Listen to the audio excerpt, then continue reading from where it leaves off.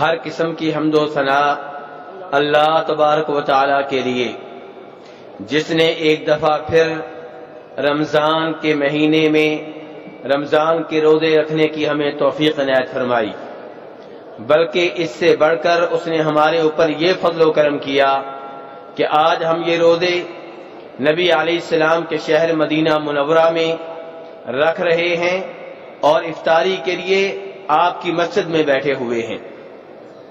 ان گنت درود و سلام ہمارے نبی خاتم النبیین رحمت للعالمین امام الانبیاء جناب محمد صلی اللہ علیہ وسلم پہ۔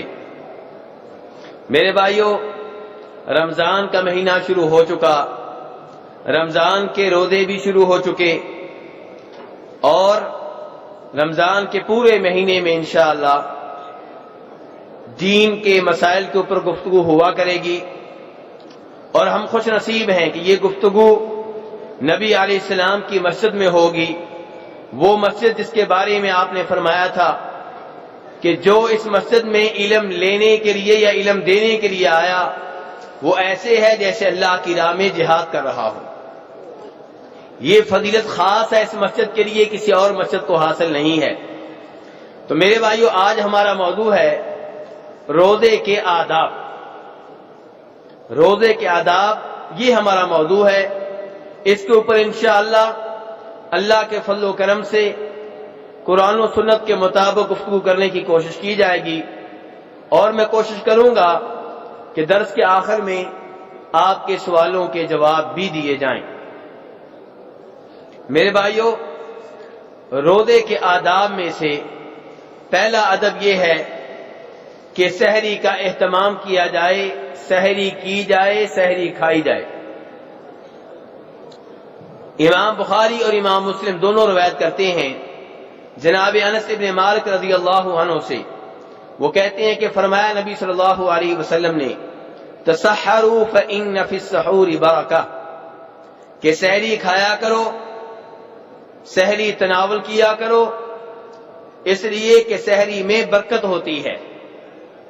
میرے بھائیو، اس حدیث سے معلوم ہوا کہ سحری کھانے کے بارے میں نبی علیہ السلام نے آرڈر دیا ہے، حکم دیا ہے، اس لیے آپ کے حکم کے اوپر عمل کرتے ہوئے ہمیں سحری کھانے کا اہتمام کرنا چاہیے۔ دوسرے نمبر پہ اس حدیث نے یہ بھی بتا دیا کہ سحری میں ایک فائدہ بھی ہے۔ فائدہ کیا ہے کہ سحری کا کھانا، سحری کی شکل میں جو کچھ آپ کھاتے پیتے ہیں یہ عام کھانا پینا نہیں ہے، بلکہ اس میں برکت ہوتی ہے، اور اس کے برکت ہونے کی گارنٹی نبی علیہ السلام نے دی ہے۔ آج لوگ برکت کے چکر میں مارے مارے پھر رہے ہیں۔ کسی کو بتا دیا جائے یہاں پہ نبی علیہ السلام کی اونٹنی کا پاؤں لگا تھا، لوگ وہاں پہ گر پڑتے ہیں، سجدے کرتے ہیں، اس زمین کو چاٹتے ہیں، مٹی وہاں سے اٹھا لیتے ہیں۔ حقیقت ہو یا نہ ہو، برکت ہو یا نہ ہو، لوگ اس بارے میں سب کچھ کرنے کے لیے تیار ہیں، لیکن یہاں پہ حدیث بتا رہی ہے کہ سحری کے کھانے میں برکت ہوتی ہے۔ بلکہ اس کی تائید ایک اور روایت سے ہوتی ہے جسے جناب امام ابو داؤد رحمہ اللہ روایت کرتے ہیں ارباد ابن ساریہ سے، کہتے ہیں کہ نبی علیہ السلام نے رمضان میں مجھے سحری کے کھانے کی دعوت دی اور کہا ہلم الی الغداء المبارک، کہ آؤ کھانا میرے ساتھ مل کر کھاؤ۔ کھانا کون سا ہے؟ بڑا بابرکت کھانا ہے۔ بابرکت کیوں تھا؟ کیونکہ وہ سحری کا کھانا تھا۔ اور یہاں سے یہ بھی معلوم ہوا کہ جیسے افطاری کے لیے اہتمام کرنا چاہیے، ایسے ہی سحری کا بھی اہتمام کریں۔ جیسے افطاری میں آپ لوگوں کو دعوت دیتے ہیں، سحری کے کھانے میں دوسرے لوگوں کو دعوت دینا، روزہ رکھوانا بھی ثواب ہے۔ تو بہرحال اس حدیث نے یہ بتا دیا کہ سحری میں برکت ہوتی ہے، اور سحری کھانا، سحری کرنا نبی علیہ السلام کی سنت ہے، آپ کے آرڈر کی تعمیل ہے۔ اور اس میں ایک چوتھی چیز بھی ہے جس کا ذکر اس حدیث میں آتا ہے، جسے عمر بن العاص رضی اللہ عنہ روایت کرتے ہیں کہ فرمایا نبی صلی اللہ علیہ وسلم نے فصل ما بین صیامنا و صیام اہل الکتاب اکلۃ السحور، کہ فرمایا روزے ہم بھی رکھتے ہیں، روزے یہودی عیسائی بھی رکھتے ہیں، لیکن ہمارے ان کے روزوں میں فرق ہے۔ ان میں سے ایک بڑا فرق یہ ہے کہ ہم سحری کھاتے ہیں، وہ سحری نہیں کھاتے۔ تو سحری نہ کھانا، سحری کھائے بغیر روزہ رکھنا، یہ کن کی عادت ہے، کن کا طریقہ ہے؟ یہودیوں اور عیسائیوں کا۔ اور اسلام یہ چاہتا ہے کہ یہودیوں اور عیسائیوں کی موافقت نہ کی جائے بلکہ ان کی مخالفت کی جائے۔ جہاں یہ مخالفت دیگر عبادات میں ہے وہیں روزے میں بھی ہے، اور روزے میں ان کی مخالفت یہ ہے کہ مسلمان کو سحری کھانی چاہیے، سحری کا اہتمام کرنا چاہیے۔ اور میرے بھائیوں، اس حدیث نے ہمیں یہ درس بھی دیا، یہ اشارہ بھی دے دیا کہ مسلمانوں کو ان تمام امور میں یہودیوں عیسائیوں کی مخالفت کرنی چاہیے جو ان کی عبادات، ان کے شعائر سے تعلق رکھتے ہیں۔ اسلام مسلمانوں کو یہودیوں اور عیسائیوں کی پیروی، تقلید اور نقل کرنے سے روکتا ہے۔ عیسائی اگر اپنے نبی جناب عیسیٰ علیہ السلام کا یوم پیدائش کرسمس ڈے کے طور پہ مناتے ہیں تو مسلمانوں کو ان کی نقل کرتے ہوئے، ان کی پیروی کرتے ہوئے، ان کی تقلید کرتے ہوئے اپنے نبی کے یوم پیدائش کو بطور تہوار نہیں منانا چاہیے۔ اگر ہم یہ کام کرتے ہیں تو یہ عیسائیوں کی تقلید ہے۔ انہوں نے اپنے دن کا نام کرسمس ڈے رکھ دیا اور مسلمانوں نے عید میلاد النبی رکھ دیا، وہ بھی غلط، یہ بھی غلط۔ نبی علیہ السلام سے محبت ہمارے ایمان کا حصہ ہے۔ آپ سے جس کو محبت نہیں وہ مسلمان نہیں، لیکن محبت کا یہ مطلب کہ اپنی طرف سے بدعتیں نکالنا، دین میں اضافے کرنا، آپ کے یوم پیدائش کو بطور تہوار عید کے منانا، یہ غلط ہے، یہ دین کا حصہ نہیں ہے، یہ محبت کی نشانی نہیں ہے۔ تو میرے بھائیوں، معلوم یہ ہوا کہ روزے کے آداب میں سے پہلا ادب کیا ہے؟ سحری کھانا۔ اب ہو سکتا ہے کوئی بھائی یہ کہے کہ میں سحری نہیں کھا سکتا کیونکہ رات کو بہت کھانا کھا لیتا ہوں، پیٹ میں جگہ نہیں رہتی، تو اس کا علاج بھی حدیث میں بھی موجود ہے۔ فرماتے ہیں نبی علیہ السلام کہ سحری کھایا کرو، اگر کچھ اور نہیں کھا سکتے تو پانی کا ایک گھونٹ پی لیا کرو۔ آپ اس سے اندازہ کریں کہ سحری کھانے کی کتنی اہمیت ہے کہ نبی علیہ السلام کہہ رہے ہیں سحری کھاؤ۔ اگر کسی کا یہ عذر ہے کہ میرے پاس ٹائم نہیں ہے، میرے پیٹ میں گنجائش نہیں ہے، شریعت کہتی ہے کوئی بات نہیں، پانی کا ایک گھونٹ پی لو۔ اس حدیث کو امام ابن حبان نے اپنی صحیح میں روایت کیا ہے۔ اور میرے بھائیوں، سحری کے کھانے میں سب سے اچھی چیز کون سی ہوتی ہے؟ سحری کے دسترخوان پہ کس چیز کے رکھنے کا خصوصی طور پہ اہتمام کرنا چاہیے، وہ کیا ہے؟ کھجور۔ امام ابو داؤد روایت کرتے ہیں نبی علیہ السلام سے کہ فرمایا نبی علیہ السلام نے نعم سحور المؤمن التمر، کہ سحری کے کھانے میں سب سے اچھی چیز کیا ہوتی ہے؟ کھجور ہوتی ہے۔ تو جیسے مسلمان افطاری کے وقت کھجور کا اہتمام کرتے ہیں، ایسے ہی سحری کے وقت بھی کھجور کا اہتمام کرنا چاہیے۔ یہ بڑا بابرکت پھل ہے۔ تو میرے بھائیوں، آپ نے روزے کے آداب ذہن نشین کرنے ہیں۔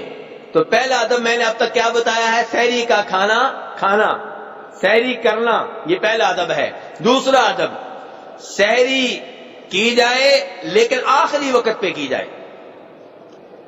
سحری آپ نے رات کے 10 بجے نہیں کرنی، 11 بجے نہیں، 12 بجے نہیں، 1 بجے نہیں، تہجد کے ٹائم، فجر کی اذان سے کچھ دیر پہلے۔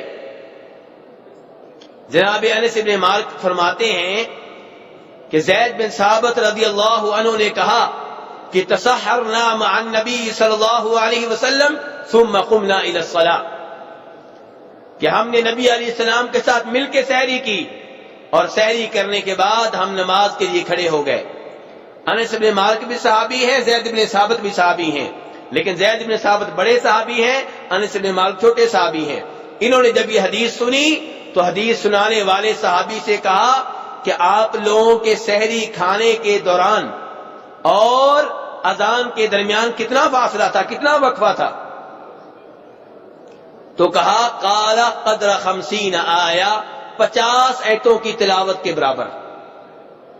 یعنی کہ نبی علیہ السلام نے سحری اتنی لیٹ کی کہ جب آپ سحری سے فارغ ہوئے اس وقت سے لے کر نماز کے درمیان کتنا وقفہ تھا؟ 50 آیتوں کی تلاوت کے برابر۔ 50 آیتیں کتنی بنتی ہیں آج کل؟ ایک سپارے کا کتنا حصہ بنتا ہے؟ چوتھا حصہ۔ اور چوتھا حصہ جو ہے ایک سپارے کا کتنی دیر میں تلاوت ہو جاتا ہے؟ کتنے منٹوں میں؟ جی زیادہ سے زیادہ 10 منٹ لگیں گے۔ اس کا مطلب یہ ہے کہ سحری لیٹ سے لیٹ کی جائے، یہ نبی علیہ السلام کی سنت ہے، آپ کا طریقہ ہے۔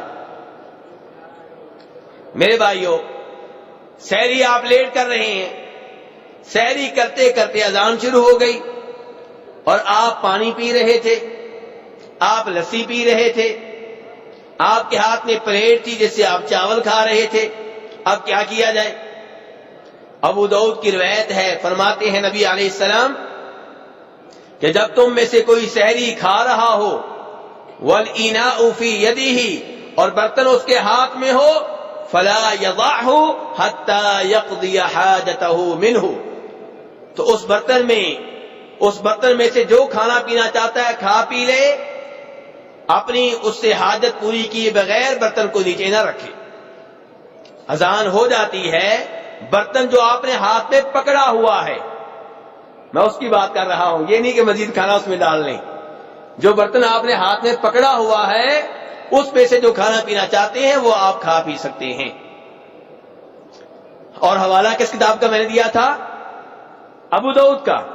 میرے بھائیوں، روزے کے آداب آپ نے ذہن نشین کرنے ہیں، بعد میں جا کے آپ نے اپنی خواتین کو بتانے ہیں۔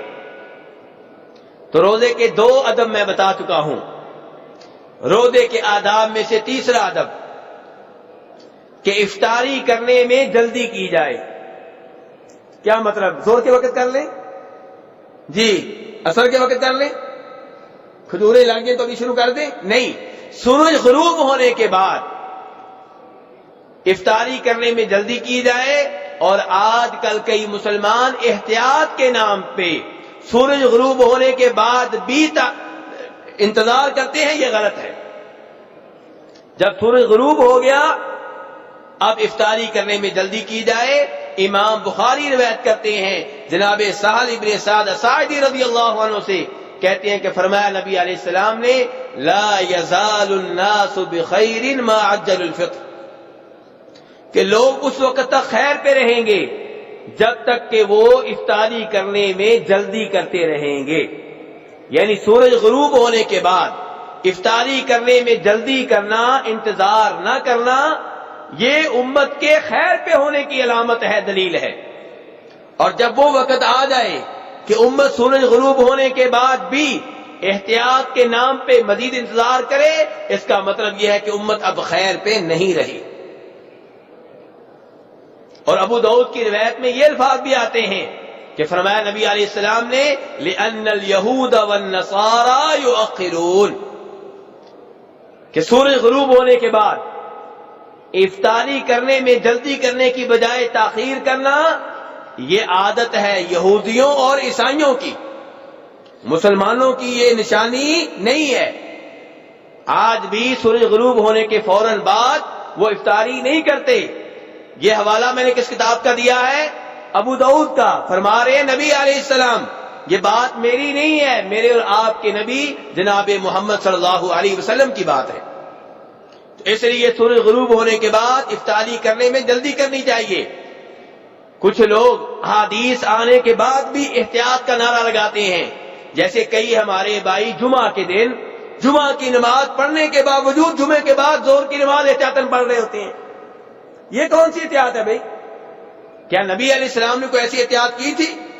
کیا صحابہ کرام نے کی تھی؟ کیا 4 اماموں نے کی تھی؟ انہوں نے کوئی ایسا کام نہیں کیا۔ یہ کون سی احتیاط ہے؟ ایسی احتیاط بدعت کہلاتی ہے۔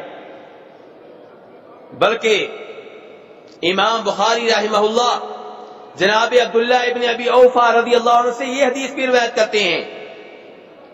اب جو حدیث بیان کرنے لگا ہوں کس کتاب کی ہے میرے بھائیوں؟ جی بخاری شریف کی۔ حوالے ذہن میں رکھیں۔ اب جو حدیث روایت کرنے لگا ہوں بخاری شریف میں آتی ہے، اور آپ جانتے ہیں بخاری اور مسلم حدیث کی وہ 2 کتابیں ہیں جو شک و شبہ سے بالا تر ہیں۔ تو امام بخاری روایت کرتے ہیں جناب عبداللہ ابن ابی اوفا سے کہتے ہیں کہ ہم لوگ ایک سفر میں تھے اور نبی علیہ السلام کے ساتھ تھے. سورج غروب ہو گیا اور آپ نے روزہ رکھا ہوا تھا. آپ نے جناب بلال سے کہا کہ بلال نیچے اترو اور ہمارے لیے ستو بولو. جناب بلال کہنے لگے لو امسیت، اللہ کے رسول ذرا شام ہونے دے، رات ہونے دے. نبی علیہ السلام نے کہا انزل فجدہ لنا، بلال نیچے اترو ہمارے لیے ستو بولو. جناب بلال کہنے لگے انا علیک نہارا، اللہ کے رسول ابھی تو روشنی ہے. نبی علیہ السلام نے پھر کہا انزل فجدہ لنا، بلال نیچے اترو ستو بولو. بلال نیچے اترے، ستو گولا، نبی علیہ السلام کو پیش کیا، آپ نے پیا اور پھر فرمایا اذا رأیتم اللیل اقبل من ہاہنا فقد افطر الصائم، جب دیکھو کہ مشرق کی جانب سے رات آ گئی ہے، رات چھا گئی ہے، سورج غروب ہو گیا ہے، سورج ڈوب گیا ہے، تو روزہ دار کے روزہ افطار کرنے کا ٹائم ہو گیا. اب دیکھیں یہاں پہ جناب بلال احتیاط کا مشورہ دے رہے تھے، کہہ رہے تھے بھی روشنی ہے، اللہ کے سورج غروب ہو چکا تھا. روشنی کئی دفعہ تھوڑی سی رہتی ہے لیکن سورج غروب ہو چکا ہے، اور وہ کہہ رہے ہیں ابھی رات ہونے دیں، اندھیرا ہونے دیں. لیکن نبی علیہ السلام نے ان کے مشورے کو رد کر دیا، ریجیکٹ کر دیا، اور اصول بیان کیا کہ جب سورج غروب ہو جائے پھر احتیاط کرنے کا کوئی مطلب نہیں ہے. اسی معنی میں وہ حدیث بھی ہے جسے امام مسلم اور امام ابو داؤد روایت کرتے ہیں. میرے بھائیو یہ حدیث بڑے دھیان سے سننے والی ہے. نبی علیہ السلام کی باتوں میں، آپ کی حدیث میں بڑی برکت ہے. تو اب جو حدیث بیان کرنے لگا ہوں اسے کون سے امام نے روایت کیا؟ امام مسلم نے اور ابو داؤد نے. مسروق کہتے ہیں وہ تابعی ہیں، کہتے ہیں میں اور ایک اور آدمی جناب عائشہ کے پاس گئے اور جناب عائشہ رضی اللہ عنہا سے کہا کہ ام المؤمنین، نبی علیہ السلام کے دو صحابی ہیں. کتنے صحابی ہیں؟ دو. اب یہاں یہ حدیث ان بھائیوں کے لیے بھی بڑی اہمیت رکھے گی، ان کو بھی اس سے بڑا فائدہ ہوگا جو بھائی کہتے ہیں کہ حدیث آ بھی جائے تو نہیں ماننی کیونکہ مولوی صاحب نہیں مانتے، حدیث آ بھی جائے تو بہانے کرتے ہیں کہ ہمارے پیر صاحب نہیں مانتے، حدیث بتا دی جائے تو نہیں مانتے کہ ہمارے بزرگ نہیں مانتے. یہاں پہ دیکھیے دو صحابی ہیں، ان کا عمل ہے، ایک صحابی کا عمل اور ہے، ایک صحابی کا اور ہے، اور جناب عائشہ کے سامنے ان دونوں کا عمل رکھا گیا. جناب عائشہ نے اس کے عمل کو اچھا جانا جن کا عمل نبی علیہ السلام کی حدیث کے مطابق تھا. جناب عائشہ نے یہ نہیں کہا کہ یہ بھی صحابی، وہ بھی صحابی، یہ بھی ستارہ، وہ بھی ستارہ، یہ بھی امام، وہ بھی امام، یہ بھی مولوی، وہ بھی مولوی، جو بھی کرو ٹھیک ہے. نہیں، جو بھی کرو ٹھیک نہیں ہے، وہ ٹھیک ہے جو نبی علیہ السلام کی حدیث کے مطابق ہے. تو جناب مسروق کہہ رہے ہیں ام المومنین عائشہ رضی اللہ عنہا سے کہ دو صحابی ہیں، ان میں سے ایک افطاری کرنے میں جلدی کرتے ہیں، مغرب کی نماز پڑھنے میں جلدی کرتے ہیں، اور دوسرے جو ہیں افطاری کرنے میں تاخیر کرتے ہیں، مغرب کی نماز پڑھنے میں بھی تاخیر کرتے ہیں. جناب عائشہ رضی اللہ عنہا نے یہ نہیں کہا دونوں ٹھیک ہیں، دونوں امام ہیں، دونوں صحابی ہیں، دونوں عالم دین ہیں، دونوں ہی صحیح ہیں. نہیں، یہ نہیں کہا. یہ پوچھا کہ ان میں سے کون ہے جو افطاری کرنے میں جلدی کرتے ہیں، مغرب کی نماز پڑھنے میں جلدی کرتے ہیں. تو ان کو بتایا گیا کہ یہ عبداللہ ابن مسعود رضی اللہ عنہ ہے. تو جناب عائشہ نے کہا نبی علیہ السلام بھی ایسے ہی کرتے تھے، یعنی کہ عبداللہ ابن مسعود کا عمل درست ہوا کیونکہ حدیث کے مطابق ہے. تو میرے بھائیو یہ ہے مسلمان کہ جو نبی علیہ السلام کی حدیث کی طرف دیکھتا ہے، آپ کی سنت کی طرف دیکھتا ہے، جب صحیح حدیث مل جائے اسے اپنا لیتا ہے، پھر دائیں بائیں نہیں دیکھتا. اب یہاں پہ ایک صحابی تھے عبداللہ بن مسعود، دوسرے ابو موسیٰ اشعری. اب آپ یہ نہیں کہہ سکتے کہ وہ بھی امام ہیں، یہ بھی امام ہیں، وہ بھی بڑے بزرگ ہیں، یہ بھی بڑے بزرگ ہیں. نہیں، عبداللہ ابن مسعود کی یہاں بات مانی جائے گی. کیوں؟ کیونکہ اس کے اوپر سٹیمپ لگی ہوئی ہے نبی علیہ السلام کی، کیونکہ حدیث اس کے مطابق ہے. تو خلاصہ کلام یہ ہے کہ روزے کے آداب میں سے تیسرا ادب کیا ہے کہ افطاری کرنے میں جلدی کی جائے، سورج غروب ہونے کے بعد تاخیر نہ کی جائے. کئی ممالک میں ایسے ہوتا ہے کہ عام طور پہ مغرب کی اذان ہوتی ہے 5:55 پہ. اب مغرب کی اذان جب بھی ہوتی ہے سورج غروب ہونے کے بعد ہی ہوتی ہے نا, لیکن رمضان کا مہینہ آئے گا نہیں جی 5:60 پہ دیں گے. کیوں؟ 5 منٹ احتیاط کرنی ہے. تو کیا پہلے جو آپ اذان دیتے تھے وہ غلط تھی؟ نہیں میرے بھائی, یہ احتیاط جو ہے حدیث کے منافی ہے. 4 حدیثیں میں نے آپ کے سامنے رکھی ہیں جن سے پتہ چل رہا ہے, اور حوالے بخاری مسلم کے دیے ہیں جن سے پتہ چل رہا ہے کہ ایسی احتیاط شریعت کے مطابق نہیں ہے.